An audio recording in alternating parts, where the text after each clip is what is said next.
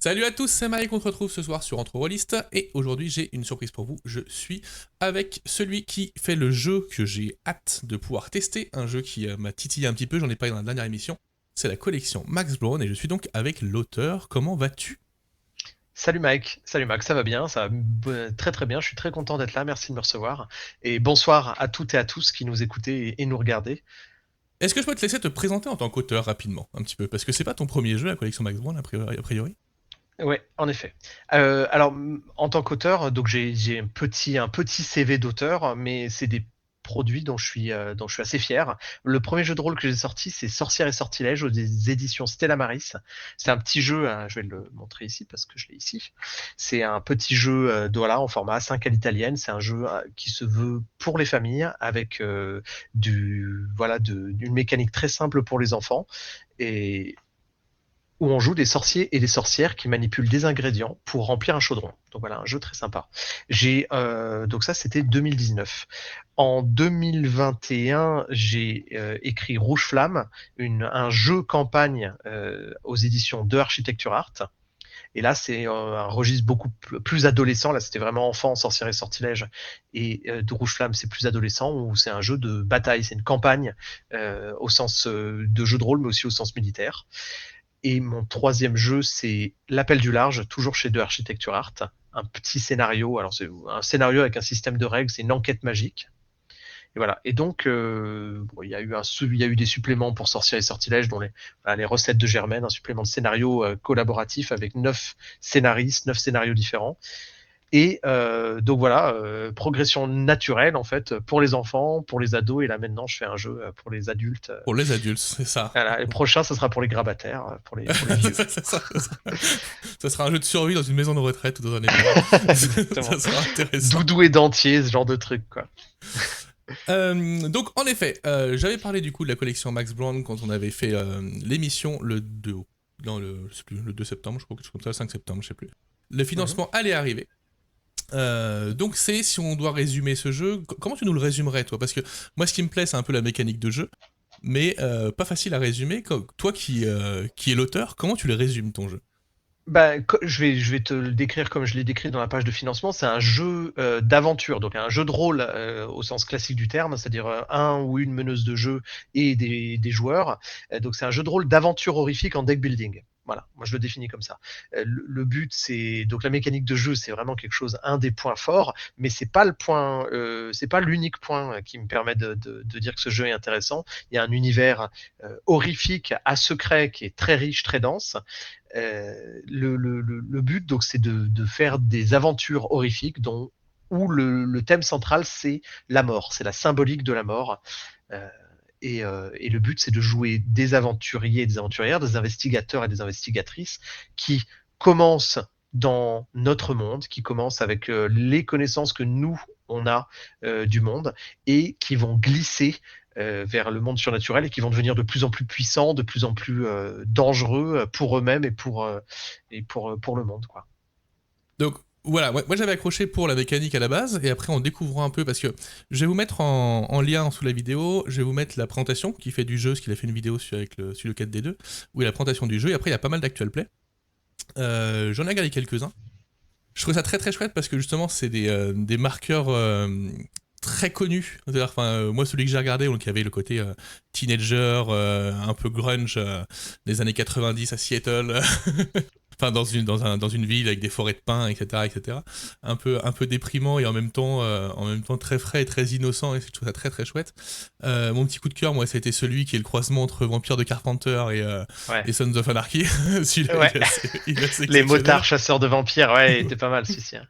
Black Hole Sun. En plus, avec C'est ça, le titre de la musique de Soundgarden. de Donc, Soundgarden, évidemment. ouais, ouais, Ça m'a fait rire parce qu'en ce moment, je suis on est en train de tourner un actual play sur Monster of the Week avec l'équipe, et, oui, chaque épisode est un morceau culte de rock comme ça. Donc ça m'a fait trop bien. sourire quand j'ai vu le titre de tes actual Ouais. plays, ça m'a fait rigoler. Donc jeu de rôle à secret, donc jeu de rôle à univers. Donc il y a cette collection Max Brown. C'est quoi? C'est une suite d'artefacts, si j'ai bien compris. C'est ça, c'est ça. C'est une liste, c'est une collection. En fait, ça parle aussi aux rôlistes qu'on est tous, parce que en tant que rôliste, qui possède un seul jeu de rôle? Non, on est des collectionneurs. On a besoin d'avoir une bibliothèque remplie Toujours plus, toujours et plus. toujours plus. Et j'en connais hein, des rôlistes minimalistes qui ont vraiment leur jeu de rôle. Et puis souvent c'est Donjons et Dragons. Mais après, très vite, dès que tu mets le doigt dans l'engrenage, ben, tu commences à être atteint de collectionnite aiguë. Donc voilà, je voulais raconter un truc aussi qui nous parle à nous. La collection Max Brown, c'est une liste d'artefacts. Et évidemment, les gens qui commencent à s'y intéresser, ils deviennent obsédés par ça. C'est des objets maudits en réalité, qui sont extrêmement puissants et qui change la donne véritablement. Donc en termes de mécanique de jeu, c'est quelque chose de très puissant parce que un personnage étant défini par un deck de cartes, les artefacts, donc les objets constituant la collection, sont des cartes qui viennent s'insérer dans ton deck et qui viennent le modifier en profondeur.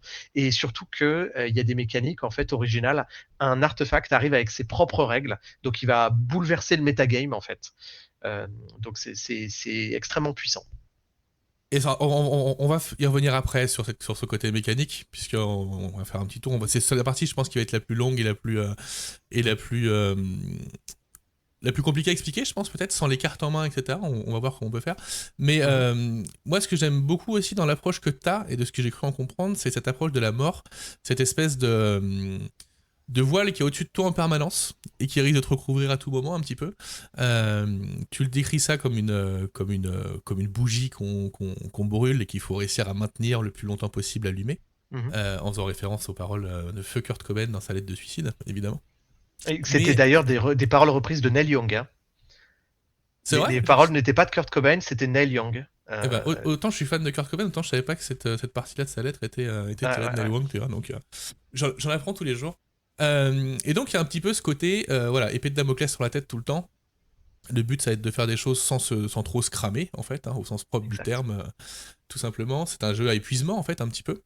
C'est un jeu d'attrition, effectivement. Voilà. Les cartes représentent les facettes de ton personnage, mais aussi le potentiel d'action que tu as. Donc, en fait, à chaque fois que tu vas agir, tu vas te dépenser, tu vas défausser une carte de ta main. Donc, il y a évidemment des mécaniques pour les faire revenir. On est dans du vrai deck building, mais dans de la gestion de deck. Donc, mais tu vas quand même les défausser, et ce qui fait que tu te fatigues. Dès que tu fais quelque chose, tu te fatigues. Et alors, du coup, la question qu'il faut se poser, c'est est-ce que c'est un jeu à one-shot, du coup, ou est-ce qu'on peut faire des campagnes? J'ai vu que sur les Actual Play, tu avais lancé une campagne qui s'appelle L'œil du dragon, ou Sous l'œil du dragon, Sous c'est l'œil ça? du dragon. Alors, ça, c'est en fait toute la problématique du jeu à secret, il est là. Parce que vendre un jeu à secret, faut être débile pour faire un jeu à secret, hein, entre nous. On peut Parce pas que faire la promo, du coup, tu forcément. veux pas en faire la promo, tu te tires directement une balle dans le pied. Ah, mon jeu, il est super, mais je peux rien vous dire. Hein, voilà, c'est vraiment débile. C'est aussi une Donc, stratégie marketing, hein. Faut pas ouais, se bon. cacher. Alors, c'est les habits du roi, un peu, c'est les habits de l'empereur, les habits invisibles. C'est ça. Non, le truc, c'est que j'ai fait le choix, donc pour pas me torpiller complètement, de faire des actual play, mais de faire des one-shot qui restent très en surface. Alors, c'était sympa, et comme tu l'as remarqué, les actual play que j'ai proposés, il y en a 11 actuellement, et ben, ils vont tous picorer dans des clichés Mm. de l'horrifique, ils vont tous piocher dans des archétypes plutôt que des clichés de l'horrifique. Donc, on a le teenage movie, qui est vraiment un Teenage Westland, qui est un de mes scénarios préférés parce il est plein de symboliques croisées entre, voilà, c'est les années 90, il y a la musique grunge, ça se passe la semaine de la mort de Kurt Cobain. Donc, moi, c'est mon adolescence, hein. En Ah bah, 94, j'étais. ça a fait vibrer pas mal de choses de mon adolescence quand je l'ai regardé, c'était très agréable. Puis, alors, petite parenthèse entre nous, en 94, moi j'étais au lycée Jules Ferry à Rouen, donc pas loin de chez toi. Donc, Alors, je vais pas te donc dire mon métier, mais il est possible que j'y travaille. ah, c'est pas vrai, non, sérieux. Et on ma en mère était parlera prof. en off, mais Ma mère était prof là-bas. Sache que ma mère était prof là-bas. je suis pas prof, mais j'y travaille, j'y suis tous les jours. Ok, malade mental, un truc de fou, un hasard de fou. Donc résultat, voilà, je reviens un peu là, on a un peu digressé, mais je reviens un peu sur le thème. Tous les one-shots représentent un archétype de l'horreur. Et donc on a les motards chasseurs de vampires, on a Teenage Wasteland, donc un film un peu teenage movie, un scénario teenage movie, on a La Tempête, un des scénarios géniaux où tu as un espèce de gardien de phare un peu fou qui parle à des objets, qui doit se combattre contre des forces maléfiques qui viennent de l'océan. On a Light City, des enquêteurs dans une ville très noire, un peu à la Dark City, Voilà. Je suis resté très en surface. J'ai pas révélé les secrets, ou alors au compte-gouttes. J'ai juste donné des indices par-ci par-là. Mais chaque scénario est unique et chaque scénario est un one-shot qui amène un peu une narration différente, une proposition différente. Donc ça, c'était vraiment pour teaser. Et maintenant que la campagne est lancée et financée, j'ai lancé Sous l'œil du dragon, qui est la campagne qui est inclue dans le livre, qui sera inclus dans le livre de base. Et là, pour le moment, elle est sur Twitch, mais elle va bientôt être sur YouTube. L'épisode 1 de Sous l'œil du dragon, il y a vraiment le lancement de la campagne avec la phase XP. C'est-à-dire que les joueurs, ils ont galéré dans ce premier épisode et en fin d'épisode, on voit qu'ils dépensent leurs XP pour améliorer leur deck et au prochain épisode, ils auront leur deck amélioré puis on va voir la puissance augmenter de fois en fois. C'était ça. Parce que moi j'ai regardé, alors j'ai pas eu le temps de le regarder en entier. J'ai regardé la première partie jusqu'à la première pause en fait. Et à la fin, à la première pause, déjà, on se dit, mais comment ils vont tenir le choc? Parce qu'ils sont quand même ils sont mal en barrés. galère, hein. Mais c'est parfait. Mais c'est vraiment parfait parce que c'est ce que je te dis. On voit ce glissement au début, c'est des gens normaux. Ils sont pas préparés par ce qui leur arrive. Il leur arrive des galères. Il y a du surnaturel qui leur tombe dessus. Ils sont effrayés. Donc ils sont très vite à leur limite. Et après, ils commencent à reprendre et puis à avoir des éléments surnaturels qui les aident et tout et tout. T'as vu l'épisode avec les clochards, Oui. la scène qui est un peu un tournant dans l'épisode.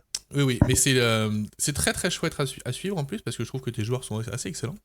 Ouais, ils étaient vraiment. Mais ce qui est le cas sur les autres parties aussi, je trouve que de toute façon, moi le Studio 4D2, je trouve qu'ils sont, il y a des intervenants qui sont très très forts. Moi, je les avais connus il y a pas très longtemps avec leur actual play d'Alien à l'époque. Ah oui, avec une MJ qui était fabuleuse, elle est incroyable. Elle est incroyable. Et j'ai trouvé ça très très cool. Donc je les aime beaucoup. Donc jeu à secret, on va pas en dévoiler plus sur l'univers pour le coup, parce que le but c'est pas de spoiler ce qui s'y passe. Alors, mais donc il y a une zone spoiler dans la page de financement. Hein. Si vraiment vous voulez révéler, il y a une zone spoiler, mais c'est à vos risques et périls. Hein, parce alors d'ailleurs, on n'a même pas abordé pour le coup, parce qu'on parle tout ça, mais on n'a même pas abordé le fait que le jeu était à l'heure actuelle sur Game On Tabletop. Vous verrez cette vidéo normalement samedi, et donc samedi il devrait rester dimanche, lundi, mardi, mercredi. À peu près une semaine. Oui, à peu près une semaine. Non, c'est vendredi le 4. La fin du financement, c'est vendredi 4 octobre. Oh, ok.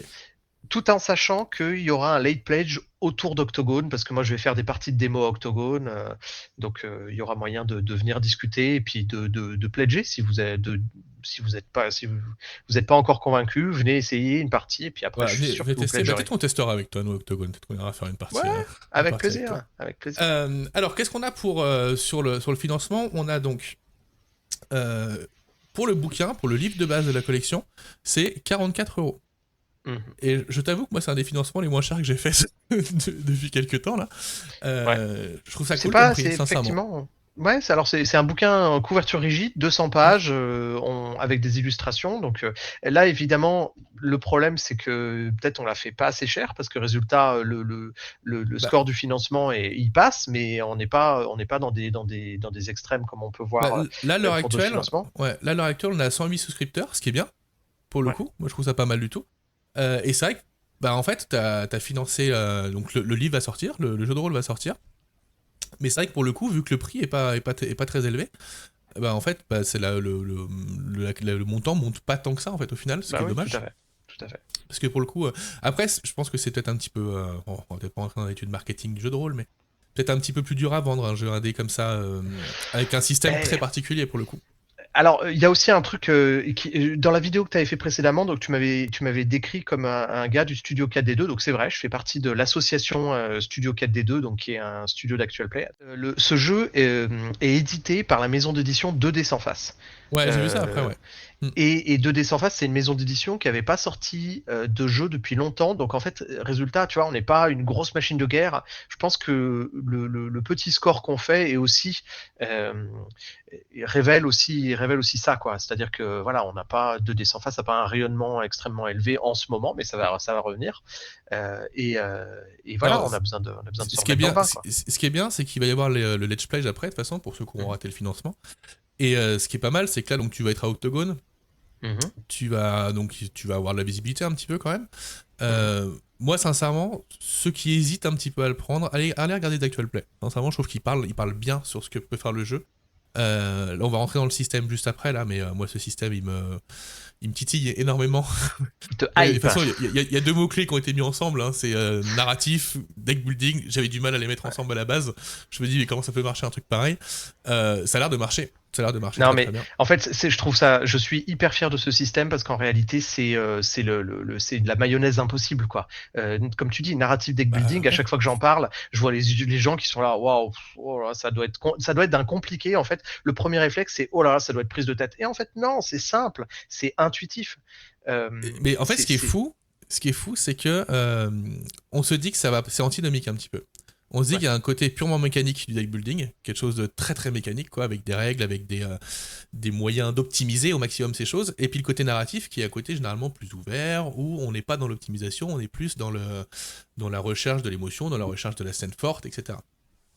Et en fait, moi, ce qui m'a sidéré dans les actuels packs que t'as fait, c'est qu'au bout d'un moment, on se rend compte que ça rentre en cohérence, ça, en fait. Et ça rentre en cohérence de manière extrêmement naturelle. Et ça m'a mis sur le cul, sincèrement. Enfin, le premier actual play que j'ai vu, il m'a mis sur le cul, je me suis dit, ah ouais, c'est très très fort. En fait, c'est un engrenage. C'est un engrenage, c'est-à-dire que tu as la roue crantée du narratif qui va tourner et en fait, elle va entraîner, une Mm. roue entraîne l'autre, comme deux engrenages. Quand les joueurs jouent en narratif, et ben, ça va appeler les règles et quand ils jouent en stratégie, ça va appeler le narratif.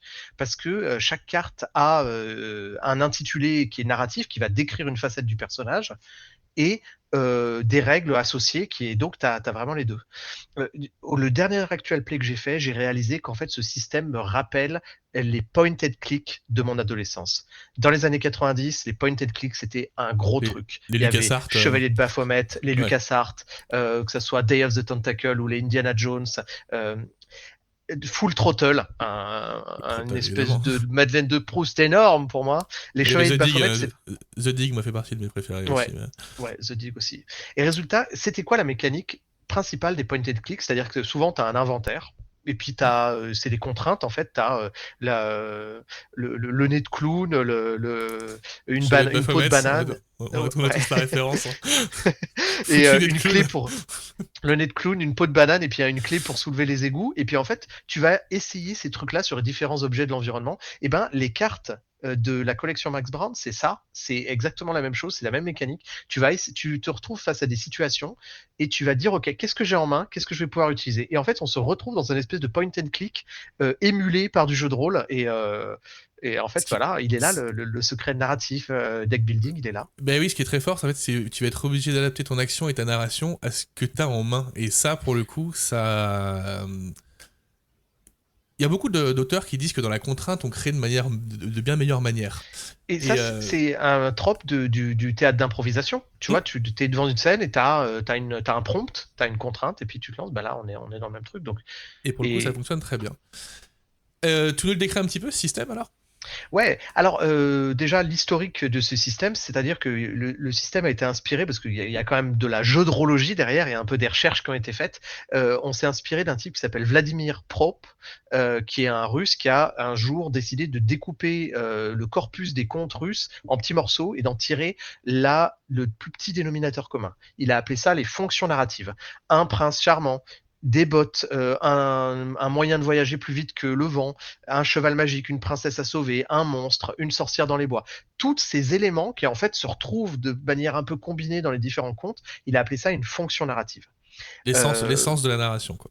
Exactement. Si tu veux, c'est la brique. On parle de brique de game design. Ben là, on peut parler, parce que brique de game design, ça fait penser à du Lego, à quelque chose de solide. Dans un récit, dans un conte, on va plutôt parler de motifs, comme si c'était un patchwork. Parce que la théorie des fonctions narratives, elle a été développée par plusieurs autres personnes derrière, et en est ressorti le concept de motif narratif. Un motif, c'est quoi? C'est un élément de récit qui à un moment donné va avoir son importance et qui va se combiner aux autres pour faire un patchwork. Donc voilà, un personnage, faut le considérer dans la collection Max Brand que c'est un patchwork de concepts. Et chacun de ces motifs dans le patchwork, c'est une carte. Voilà. Là, vous avez la définition. Donc quand je parle de motif, en fait, je parle de carte. Un motif égale une carte. Un motif narratif, c'est un aspect de ton personnage, ça peut être une compétence, ça peut être une routine, c'est-à-dire quelque chose qui va l'aider à se ressourcer, fumer une cigarette, dormir, manger, chanter une comptine. C'est des habitudes qu'il a prises, une marotte. Donc tout ça, ça va donner un peu du grain à ton personnage. Si ton personnage il a un doudou et qu'il le sert contre lui, ça va le rassurer dans les moments de terreur. Ça a une incidence dans les règles, mais en même temps, ça va te permettre de jouer ton personnage et de lui donner vraiment de la rondeur. Et c'est là que c'est assez fort. Juste, je te coupe vraiment 2 secondes, c'est Oui, que oui. en fait toute cette partie de la fiche de personnage qu'il y a dans tous les jeux de rôle, même dans les jeux de rôle à la donjon qui sont moins axés narratifs, hein, il y a toujours cette partie de fiche de personnage avec tes habitudes, ton historique, tes liens familiaux, etc., qui est oublié par beaucoup de joueurs en fait. Vraiment, vraiment, il y a beaucoup de joueurs qui ne s'en servent quasiment jamais. Il y a beaucoup Ouais. d'MJ qui rebondissent pas beaucoup dessus. À part pour les jeux vraiment narratifs, où pour le coup c'est un peu une habitude, mais c'est un travail à faire supplémentaire, je veux dire, Ouais. d'intégrer le background de ton personnage. Là, je trouve ça intéressant de l'avoir en main et de se dire, bah là, à ce moment-là, telle facette de mon personnage elle rentre en action. Ah, c'est tes moyens d'action en réalité. C'est vrai que c'est le moteur du jeu. Mais c'est génial en fait, parce qu'au lieu d'avoir une page de background que finalement tu vas écrire, que le MJ va lire en diagonale, mais lui il a sa propre intrigue prévue, là tu l'amènes dans l'intrigue qu'il a prévue. Tu arrives et c'est tes outils en fait. Euh, Donc ça, c'est vraiment cool. Un autre aspect que j'aime bien, c'est que, comme dans le jeu vidéo Fahrenheit, si tu vas faire pipi, si tu vas te reposer, si tu vas manger, ça va avoir une incidence dans les règles. Combien de fois, dans une partie de jeu de rôle, en fait, les aventuriers, ils font 48 heures sans manger, sans boire, sans dormir. Et en fait, tout le monde s'en fout parce que c'est pas pris dans les règles. Alors peut-être, ouais, vous cochez une ration de vivre parce que vous avez fait 3 jours de voyage. Là, en fait, on est dans quelque chose où ça a un intérêt narratif. On est vraiment dans ok, là, il faut que je trouve un truc à manger parce que j'ai besoin de régénérer mon deck, tu vois, par exemple. Ou il faut que je dorme parce que j'ai besoin de remettre les cartes de ma défausse dans ma pioche. Il y a vraiment quelque chose de, d'hyper ouais, t'es dans un film, tu as vraiment l'expérience de la fragilité humaine dans un film d'horreur en fait. Et ce qui crée des scènes supplémentaires que le MJ aura pas forcément prévu. Et ça fait toujours des moments qui sont assez incroyables à table, moi je trouve. Des moments un peu en suspens comme ça où la magie opère et personne ne sait trop où on va et puis ça marche et on avance et on avance.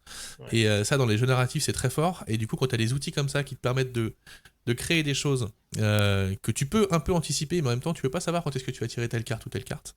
C'est intéressant. Si j'ai un peu regardé en diagonale, donc tu as plusieurs types de cartes, si j'ai bien Mhm. compris. Enfin, donc tu as les routines qui te permettent généralement de récupérer. Parce qu'en fait, pour faire un résumé direct, tu me dis si je me trompe, parce que je me trompe Mhm. toujours quand je parle dans les vidéos.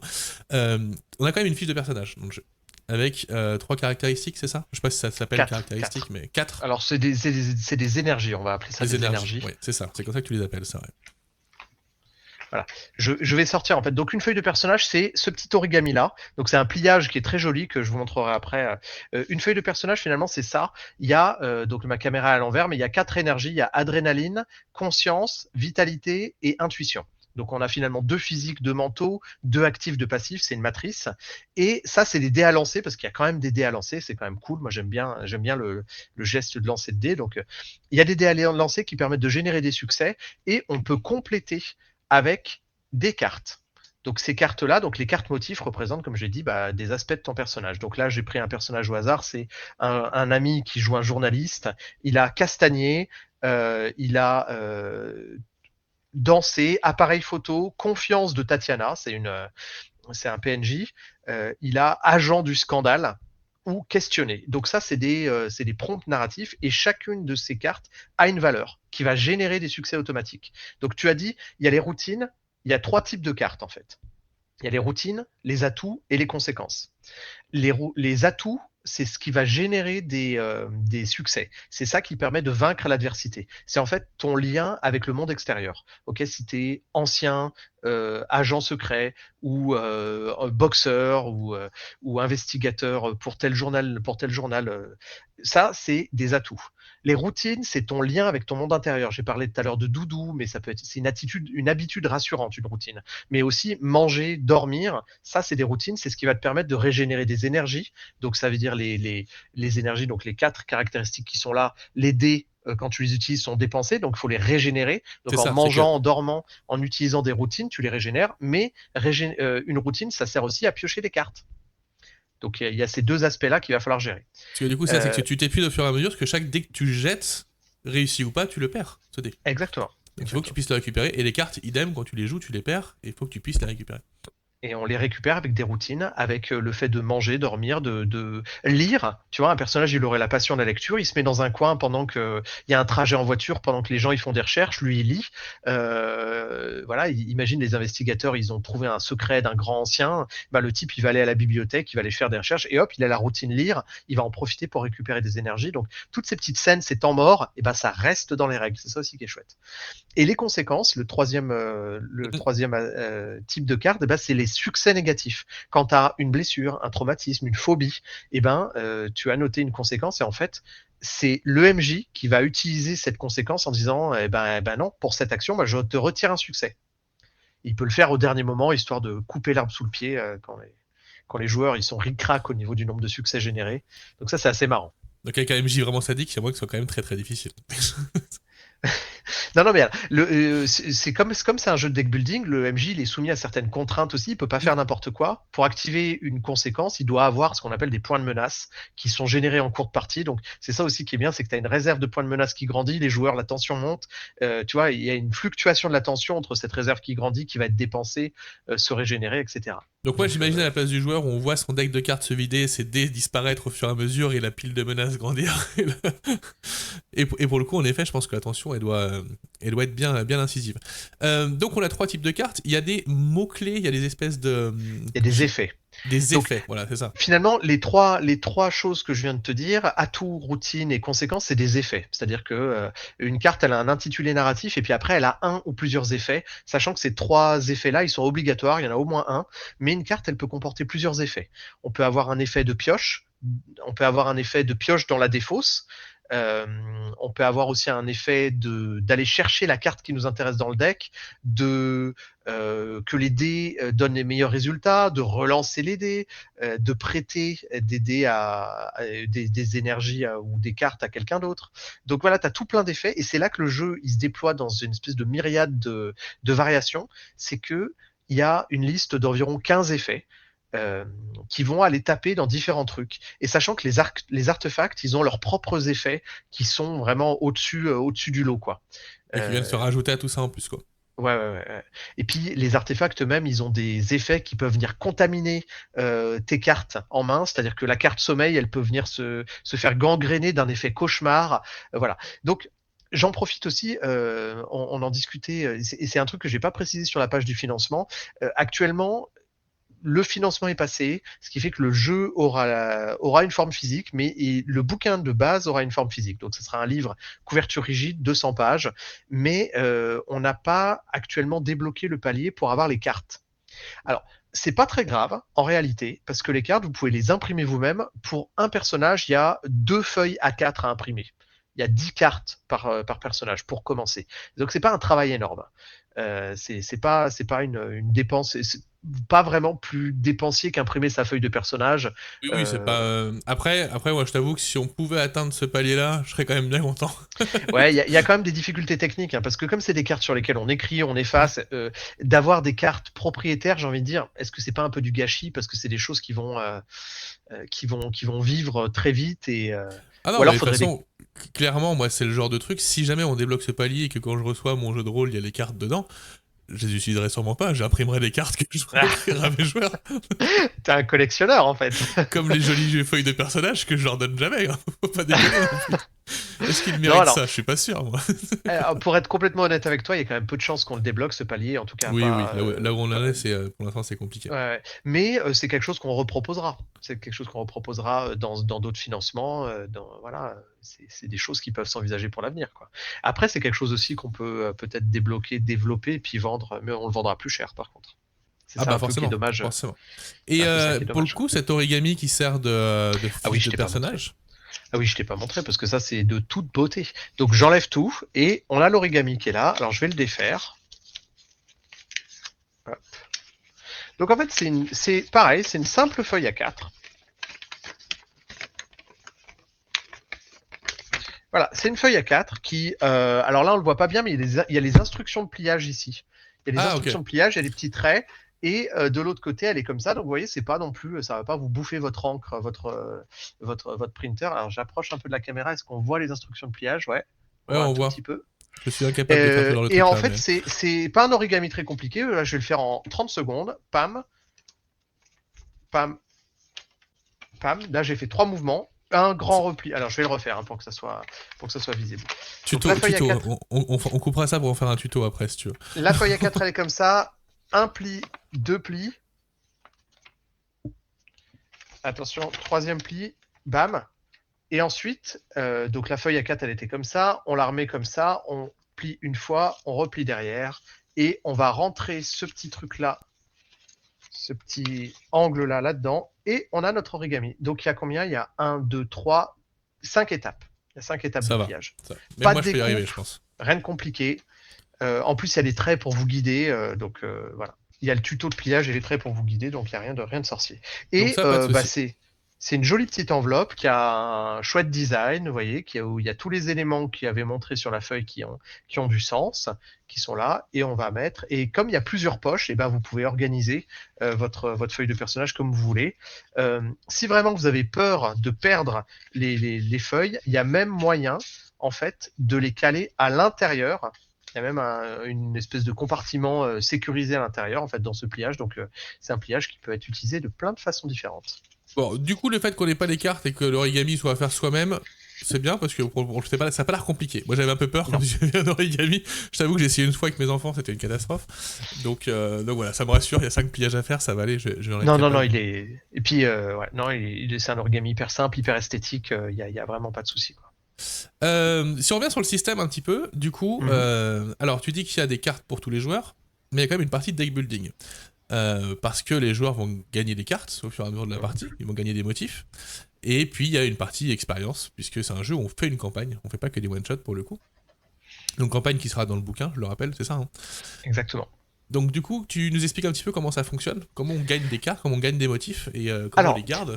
on peut les garder, on peut les inventer en cours de jeu, les motifs. Donc, c'est-à-dire que j'ai parlé des routines qui permettent de régénérer des énergies. Il y a un autre moyen de générer des effets, c'est les succès excédentaires. Si je t'ai dit, OK, pour tirer sur le méchant là-bas, c'est une difficulté de 3, imagine tu fais 5 succès, et ben tes 2 succès excédentaires, tu peux les utiliser à faire plein de trucs. Tu peux piocher des cartes, tu peux régénérer tes dés d'énergie, et tu peux créer des nouveaux motifs. C'est-à-dire que tu peux dire, OK, tu as fait 2 succès excédentaires, bah, tu vas créer un motif avec une valeur de 2 en disant, bah voilà, je t'ai dans le viseur, par exemple. Et cette carte, elle va directement arriver dans ta main et tu vas pouvoir la réutiliser. Donc tu vas enrichir ton deck avec des éléments narratifs que tu vas inventer sur le moment. Donc ça peut être des équipements ou des concepts, mais tu peux aussi, en fin de partie, bah, créer des nouveaux motifs pour dire que ton personnage, il a évolué, il a mûri. Euh, et donc, avec les XP, donc là, on est dans une mécanique tout à fait classique, hein. Les XP, c'est de la monnaie, et à la fin du scénario, le MJ donc, donne des XP et il suffit d'acheter des motifs, acheter des améliorations.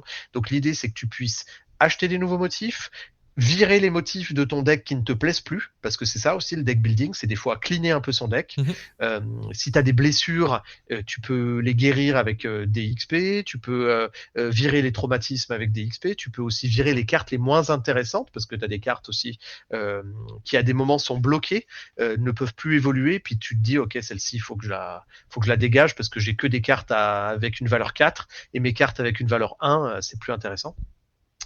Et tu peux surtout, et c'est là je trouve le plus riche, tu peux rajouter des effets à tes cartes. Donc les effets, comme j'ai dit, ça peut te rajouter de la pioche, ça peut te rajouter des bonus lorsque tu fais un jet, etc. Et tout ça va se combiner. Donc le but, on n'est pas dans l'appel de Cthulhu. Le but, c'est pas que les joueurs soient des produits jetables.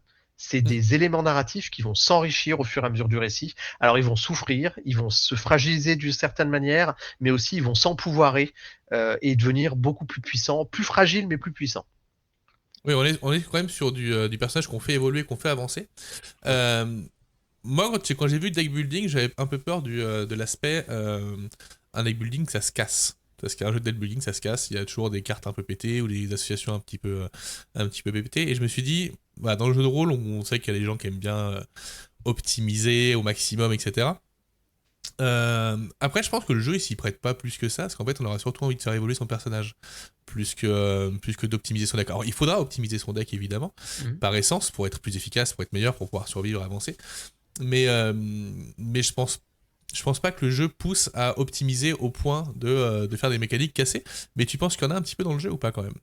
Parce que c'est pas Alors, évident à de équilibrer toute un deck façon, building, hein. ouais, c'est difficile. Moi, je pense qu'il y en a parce que j'ai pas testé toutes les configurations et puis il y aura des gens plus expérimentés que moi en Non mais c'est min-maxage, ça, non mais c'est... plus malins. Donc moi, en fait, je suis curieux de me confronter à des gens qui me disent ah ouais là, en fait, cet effet-là, si tu le mets, ça pète toute la mécanique. Je l'ai quand même pas mal playtesté et j'ai pas vu de grosses failles. Mais il se peut qu'il y ait des trucs qui m'aient échappé. Euh, il faut tester. Il faut tester. Moi, j'ai envie de me frotter à des gens qui justement vont un peu chercher. À mon avis, quand tu vas gratter, tu peux. Faut pas oublier que le MJ, lui aussi, fait du contre deck building parce que les points de menace qu'il a générés, et ben, il peut s'en servir pour lui aussi Pour, rajouter des conséquences dans les decks des joueurs. Donc, pour t'es casser pas des seul à combos ou gérer des ton choses comme deck, hein. ça, oui c'est ça, ouais. C'est Ouais, que t'as il des peut menaces péter extérieures, ouais. il peut péter des combos le MJ en rajoutant des effets. T'imagines justement un type qui a créé sa carte ultime, elle est montée en termes c'est un atout à 8 avec des effets blindés. Quand il la sort, il terrasse tout. Bah, le MJ peut venir rajouter un effet un peu pourri sur cette carte en disant ouais, mais attention, je rajoute l'effet sombre pressentiment. À chaque fois que tu la joues, ça me génère 3 points de menace ou des trucs comme ça. Donc tu vois, Ah oui, ouais. Ouais, s'il casse même les cartes qui pourraient par exemple faire trop piocher ou faire cycler les decks trop rapidement ou des choses comme ça. Alors, il Donc peut ouais, pas casser.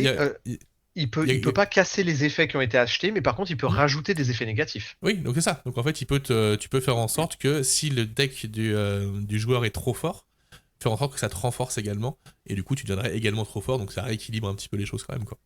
Ouais. Mais après, Et il y a aussi autre chose, c'est que les decks trop forts, au bout d'un moment, deviennent souvent trop forts à cause des objets maudits, et hmm. ça a un coût à payer. Donc tu deviens fort, mais tu te fragilises d'une autre manière aussi. J'en dis pas trop plus sur la mécanique. Mais là, Ouais, il y a aussi un truc important qui va se passer lorsque les joueurs vont se confronter aux objets maudits, qui vont en acquérir, parce qu'évidemment, tu as envie, c'est hyper puissant. On est dans la collection, on est dans l'envie de collection, donc les joueurs, la plupart ne résistent pas. Il y en a ouais, certains de mes en même joueurs temps. qui ont résisté, mais la plupart non. Et là, il y a des conséquences terribles qui arrivent. En même temps, qui résiste à un objet maudit qui donne des pouvoirs surhumains? Personne, je pense. Hein. Normal, normal. Donc cette mécanique qui fonctionne plutôt pas mal, a priori. Moi en tout cas, ce qui m'a impressionné quand j'ai vu les actual play, c'est que tes joueurs s'en emparent tout de suite. Alors je sais pas si t'as mis longtemps à leur expliquer le système, etc. Mais ça a pas l'air comme ça, parce qu'il est clair quand on parle. Tes joueurs s'en emparent très vite, je trouve. Ils créent des motifs qui fonctionnent bien. Moi, je trouvais ça plutôt chouette. Il y a un gars qui a un motif héroïsme, quoi, je sais plus quel comme ça, et ça ressort au bout d'un moment dans le scénar. Et je trouve ça très chouette le fait que les motifs que tu crées dans la partie, au moment où ils ressortent, en fait, bah, ça fait ressortir le souvenir de la scène que t'avais.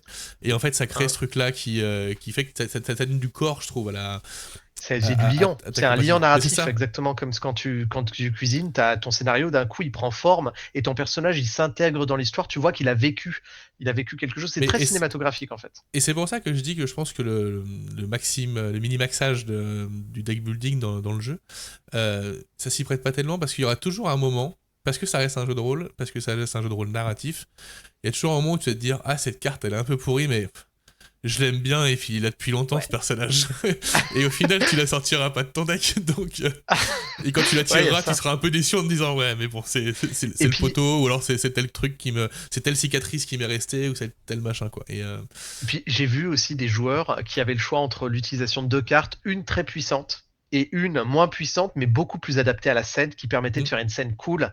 Et souvent, pas à chaque fois, mais souvent les joueurs ils choisissent la scène cool. Ils Bah disent oui, ok, je gagne moins de succès, mais là j'ai une idée qui me permet de faire avancer l'intrigue de manière qui, sympa et tout. qui Donc, porte le récit, sur lesquels, ouais. enfin, qui crée ce que j'appelle du drama, c'est pas le bon mot, mais moi j'aime bien ça.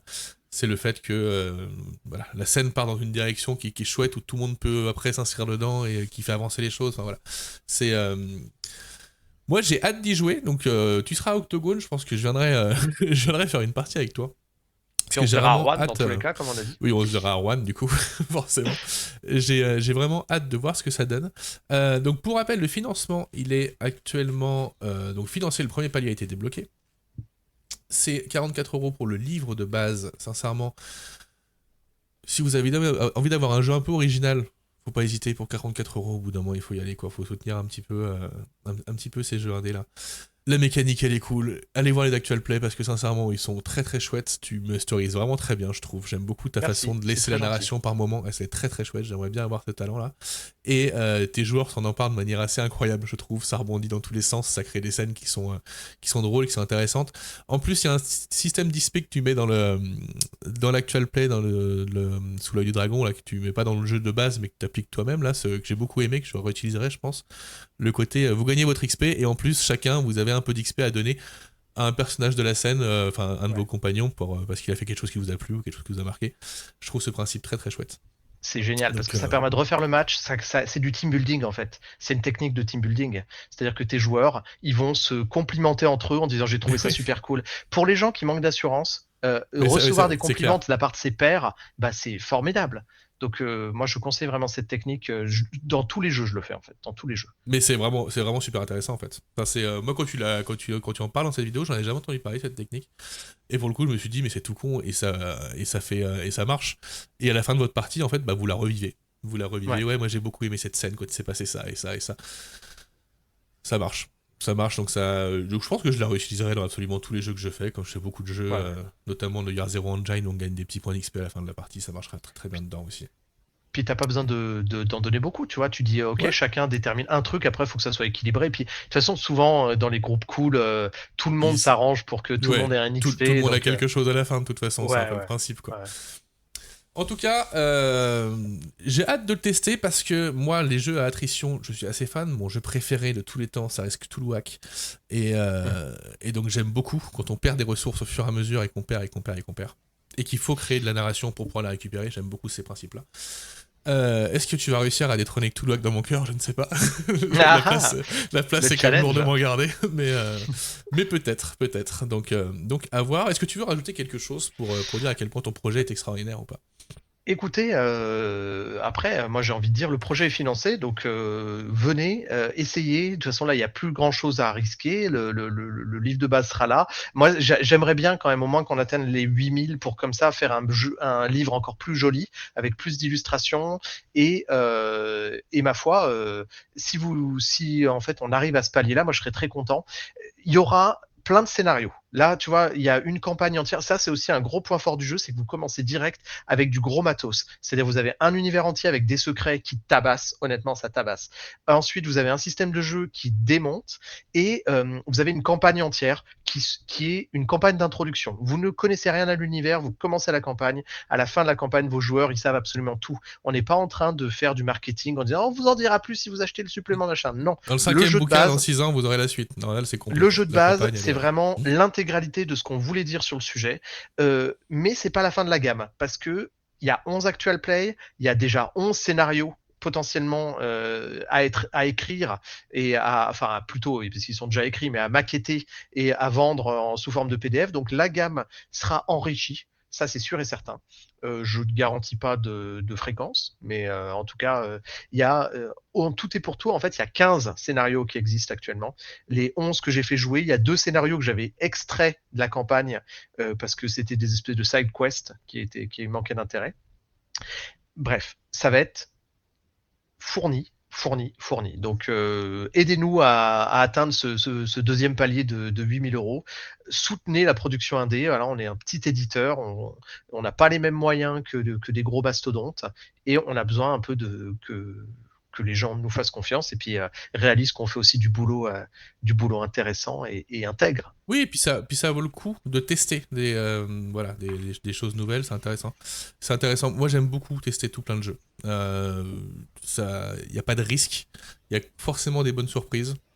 Il faut au bout d'un moment, se lancer dans des jeux qui sont un peu originaux. Moi, je trouve que la proposition mécanique que tu as, c'est peut-être le truc le plus original que j'ai vu depuis un sacré moment dans le jeu de rôle, sincèrement.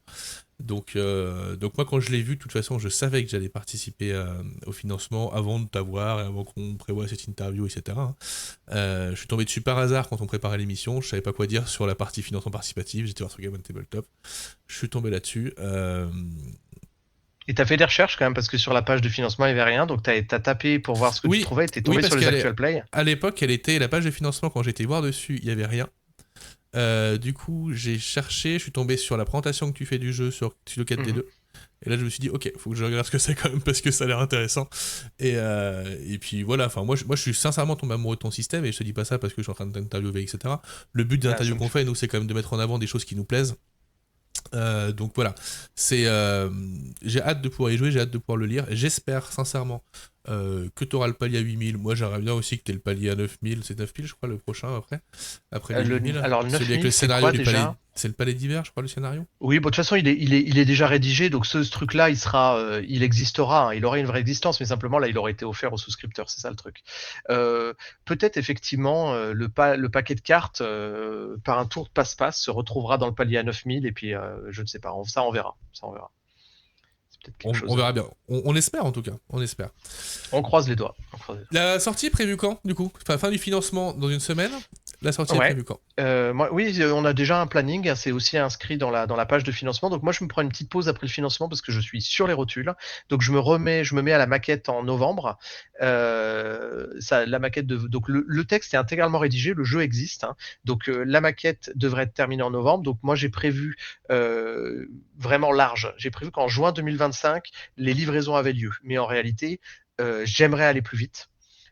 Donc je ne promets rien avant juin 2025, mais on va faire notre possible pour que ça soit avant juin 2025. Okay. Comme le jeu existe déjà, qu'il est déjà playtesté, il y a déjà le gros du boulot est fait en fait. Ouais, après il reste tout ce qui même la relecture est déjà faite ou là je vois Alors, que sur ton agenda sur le financement, il y a marqué relecture février 2025, mais pour le coup c'est déjà fait ou pas encore? Oui, mais ça se fait en 2 temps. C'est-à-dire que là, il y a 5 relecteurs bénévoles qui sont passés à travers le livre. Donc, il y a déjà beaucoup de coquilles, d'incohérences qui ont été filtrées. La relecture en février, c'est la relecture sur maquette. Parce que c'est ça aussi, c'est qu'une fois que le texte est brut, quand on le passe en maquette, il y a des paragraphes qui peuvent sauter, voilà, la maquette, c'est quand même un truc qui va complexifier. Donc là, c'est un relecteur professionnel qu'on va payer, qui va nous faire la relecture sur maquette, et voilà. Et des illustrations, pas mal. Et moi, la petite illustration pixel, enfin, la petite animation pixel avec le pendu, elle est incroyable. Je la trouve incroyable. Ça, c'est l'introduction du premier scénario dans les actual play, donc qui s'appelle Light City, où des joueurs, j'en dis pas plus, faut regarder allez jeter un coup d'œil sur la page du financement, il y a cette petite animation de toute façon. Allez jeter un coup d'œil à l'actual play. Mais la petite animation en pixel art, là, elle est fabuleuse. Et t'as vu qu'en fait, les génériques des actual play, c'est cette animation. Le générique, je me suis bien démonté pour le faire. Hein. J'espère que tu as apprécié une bonne grosse musique métal avec du pixel art, c'est pas mal. Oui, ça marche très bien. Et puis c'est rigolo parce que ce côté pixel art un peu tout joli, tout mignon, et justement où ça bourrine avec des trucs qui apparaissent de partout, et ça te met dans le bain directement. Donc très très chouette, très belle DA en tout cas. Merci à toi, merci beaucoup. Merci beaucoup, Mike. J'espère que ça vous a éclairé sur ce qu'est la collection Max Brown. Moi, je suis super saucé, donc j'ai hâte que ça arrive, j'ai hâte de tester. Et puis, qu'est-ce qu'on nous souhaite pour la suite, en dehors du fait que ce soit financé à 9000 € au moins pour qu'on puisse avoir une jolie version du bouquin et peut-être des paquets de cartes, qu'est-ce qu'on nous souhaite pour la suite? Déjà ça, et puis que tout se passe bien après, que les prix du papier n'augmentent pas entre maintenant et le moment de l'impression. Souhaitez ça, parce que sinon on va vraiment être dans la merde. Mais le jeu aura lieu dans tous les cas. Moi, je vais vraiment essayer de me speeder pour qu'on soit au plus proche, parce qu'évidemment, hein, quand tu fais un financement, tu demandes des devis, et si tu attends trop longtemps, les devis peuvent changer. Donc plus on va vite, plus on est proche de ce qui avait été promis par l'imprimeur.